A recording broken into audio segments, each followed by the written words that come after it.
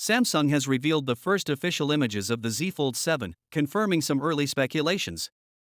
The Z Fold 7 is believed to be Samsung's thinnest foldable yet, closely mirroring the Oppo Find N5. The hinge has been relocated closer to the body, enabling the Fold to replace the traditional phone rather than just complementing it. The Ultra branding has been hinted in news publications many times, but this marketing stand reveals that the phone will continue to be branded the Z Fold 7 without the Ultra.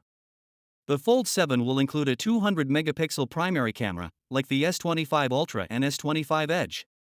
Although the other cameras are not ultra-sized, Samsung is focused on camera quality with industry-first technology.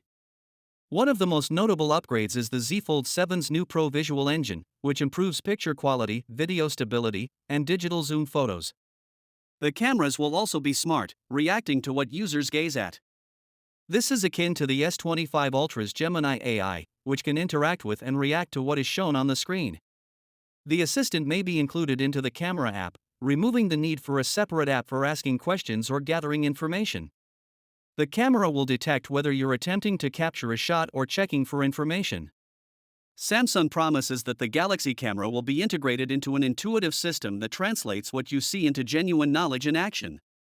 Samsung is also likely to discuss Gemini Live at the forthcoming Unpacked event, which hints at the new camera Smart AI function that will be available via a software update for the S25 Ultra later. The S25 Ultra may be released in a dramatic new color, something dark, rich, and luxurious.